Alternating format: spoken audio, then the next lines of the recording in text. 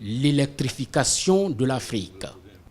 C'est le principal sujet au menu de ces discussions entre le président de la République, président en charge des énergies renouvelables pour l'Afrique, et cette délégation de l'Union européenne conduite par Stefano Manservisi. Pour ces projets énergétiques du continent appelés énergies renouvelables, l'Union européenne a décidé de dégager une enveloppe de 3 milliards d'euros. Un mécanisme de financement qui se poursuivra jusqu'en 2020. Vous savez qu'au niveau du COP21, les pays africains avaient demandé le financement de l'électricité. Parce que 700 millions d'Africains n'ont pas d'électricité. Ça veut dire que 7 Africains sur 10 n'ont pas d'électricité. Et mais si on prend l'Afrique au sud du Sahara, ça veut dire que 8 Africains sur 10 n'ont pas d'électricité. Nous avons donc estimé que si on veut que nos enfants n'aillent plus mourir en désert de Méditerranée et qu'on résolve le chômage de la jeunesse, parce que 70% de la population africaine a moins de 30 ans, et c'est des jeunes qui ont fait des études parfois, même des doctorats. Donc si nous voulons donner du travail à la jeunesse, il faut qu'on ait l'électricité qui va nous permettre de transformer les matières premières et d'avoir des réseaux de donner du travail à nos jeunes. Donc nous avons discuté avec l'Union européenne. L'Union africaine m'a désigné comme président coordonnateur pour l'énergie. L'Union européenne nous a demandé si vous mettez en place une gouvernance, nous sommes prêts à respecter nos engagements, 3 milliards par an pendant de 2016 à 2020. Donc le directeur général est venu, puisque nous avons à Kigali, nous avons mis en place cette gouvernance, nous sommes venus pour que nous discutions, pour qu'enfin nous puissions faire l'opéralisation. C'est-à-dire concrètement, on a mis les structures en place, mais comment ces trucs vont fonctionner? Et nous sommes très heureux parce que le sommet s'est terminé lundi et l'Union européenne est déjà là dimanche, donc en moins d'une semaine, l'Union européenne a réagi, ce qui montre que réellement cette fois ce ne sont pas des promesses en l'air, mais qu'effectivement l'Union européenne va nous accompagner. Merci. Merci Monsieur le Président. D'abord, je tiens à remercier le Président Condé pour l'invitation, que j'étais heureux de pouvoir suivre très rapidement après les conclusions du sommet de Kigali pour lancer un message simple, c'est que l'Europe a compris très bien le message qui vient de l'Union africaine et est extrêmement engagée dans cette opération, une opération africaine, sous direction africaine, avec, je dirais pour la première fois, la possibilité que l'Afrique parle d'une seule voix dans cette matière qui est fondamentale, c'est l'énergie et c'est la base du développement. Donc j'étais très honoré de pouvoir avoir cette session de travail. Finalement, on est en train d'étudier ensemble comment opérationnaliser les décisions qui ont été prises au niveau de l'Union africaine pour faire en sorte que le partenariat Afrique-Europe en matière d'énergie et en particulier d'énergie renouvelable puisse se matérialiser en vue des engagements qu'on a pris, en vue des réunions à Marrakech de la COP 22 et en vue des objectifs qu'on a entre nous. On s'est mis d'accord pour étudier ensemble un système qui nous permette d'avoir, disons, une gestion intégrée, africaine et européenne, de tous les fonds qui sont destinés au soutien à l'énergie en Afrique subsaharienne en particulier. Un système dans lequel le niveau politique puisse permettre de donner les orientations et prendre les décisions. Un système qui repose sur des connaissances techniques solides, donc avoir un comité technique d'experts qui puisse permettre non seulement d'identifier des noms, mais d'identifier des projets sur lesquels on puisse canaliser les financements européens et les financements aussi d'autres qui seront disponibles. Et ensuite, un mécanisme qui, basé sur la BAD, puisse permettre une sorte de coordination de tous ceux qui peuvent investir dans ces processus à partir de l'Union européenne. Vous savez que l'Union européenne est en train de construire un instrument pour les investissements, en particulier en Afrique. C'est un peu sur la base de l'expérience européenne, ce qu'on peut offrir à nos partenaires pour mobiliser non seulement les investissements publics, mais aussi les investissements privés. Donc c'est non seulement un point de départ, mais je dirais que c'est un point sur lequel le travail qu'on a fait ensemble jusqu'à présent va prendre une vitesse supérieure, va se concrétiser dans un mécanisme commun africain et européen pour pouvoir avancer le plus rapidement possible dans l'identification des projets, leur financement et, plus important, la mise à disposition de l'électricité pour tous les citoyens africains. C'est dans l'esprit, si vous voulez, de ce partenariat sur lequel on travaillera sur plusieurs étapes, d'ici même le sommet Europe-Afrique qui aura lieu à Abidjan dans la deuxième moitié de l'année prochaine. Donc c'est un bon parcours, on continuera à travailler. Un grand merci au président Condé en tant que président de la Guinée, mais en tant aussi que porte-parole et représentant des pays africains et de l'Union africaine en matière d'énergie. Merci. Moi, c'est Lamine Mouvement Cissé de la radio Tigre. Et par rapport aux énergies renouvelables, on a constaté que l'Europe a un niveau de développement très élevé. Malheureusement, ces énergies renouvelables n'ont pas permis à l'Europe de satisfaire ses besoins en énergie. Est-ce que c'est possible pour l'Afrique qui manifeste un besoin très important d'électrification pourrait être possible avec les énergies renouvelables?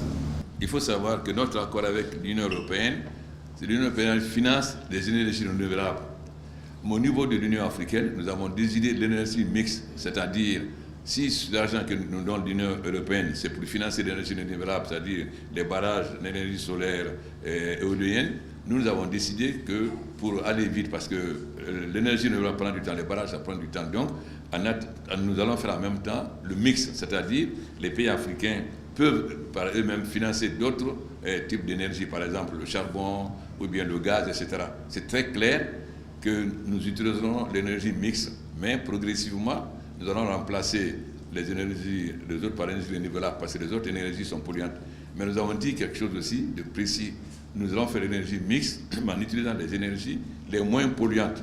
Est-ce qu'il y a un type de charbon qui est moins polluant? Donc, c'est clair qu'il faut l'énergie mixte dans un premier temps pour aller vite. Mais au fur et à mesure où on aura l'énergie renouvelable, progressivement, on changera les autres énergies pour arriver un jour à l'énergie renouvelable. Mais dans un premier temps, il est évident que l'Europe, tous les pays développés ont l'énergie mixte. Donc on ne peut pas empêcher l'Afrique d'avoir l'énergie mixte. Mais avec l'Union européenne, l'accord, c'est qu'ils financent l'énergie renouvelable. Mais nous-mêmes, nous pouvons financer les autres énergies. C'est pourquoi chaque pays africain est libre, en plus d'énergie renouvelable, de faire soit le charbon, soit le gaz, etc. Il faut que ça soit très clair. Oui. Non, ce tout simplement, je veux dire, est que dans les énergies renouvelables, l'Afrique a un peu une occasion comme elle a saisi en matière de téléphonie mobile. C'est-à-dire il y a la possibilité d'arriver plus rapidement à un résultat, en sautant peut-être quelques passages d'infrastructures lourdes. Il faut trouver le bon équilibre, comme le président Condé a dit, entre ce qu'on peut faire localement, très rapidement, et ce qu'on peut faire de manière beaucoup plus importante en termes de gigawatts. Donc probablement c'est un parcours mixte. C'est un peu l'histoire de la voiture hybride aussi en Europe. Il faut y arriver pas à pas, mais l'objectif est de réduire les émissions de CO2, d'augmenter le quote-part des énergies renouvelables et de permettre en même temps que tout le monde ait accès à ça. Donc il y a une opportunité à saisir et nous sommes là pour y travailler ensemble. Moi, c'est Valdi Diamante vraiment, je suis journaliste à la radio Lynx FM. Monsieur le Président, on sait que la Guinée est le château de l'Afrique. Et l'Ouest. De l'Ouest, dans la réalité. Quelle part la Guinée, quel sera le rôle de la Guinée dans le cadre de votre projet d'électrification?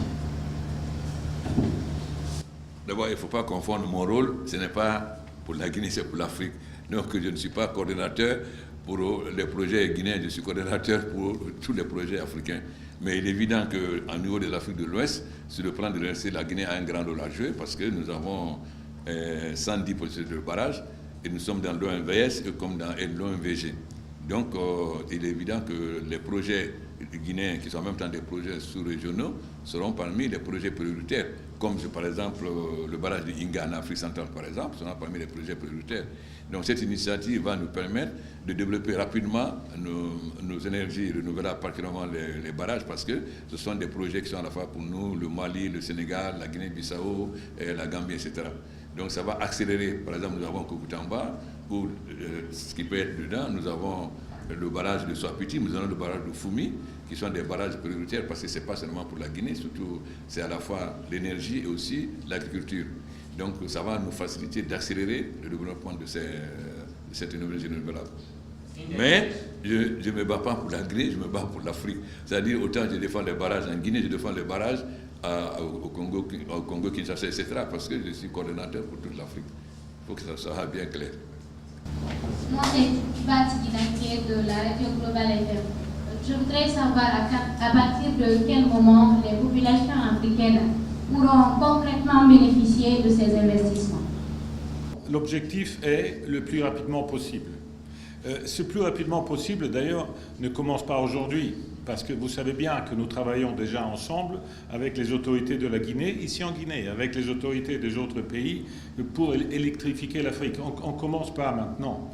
Mais tout simplement, ce qu'on veut faire maintenant, c'est d'affronter de manière beaucoup plus focalisée les chiffres qui nous reviennent à la figure tous les jours, avec des centaines de millions de foyers qui restent exclus de l'électricité.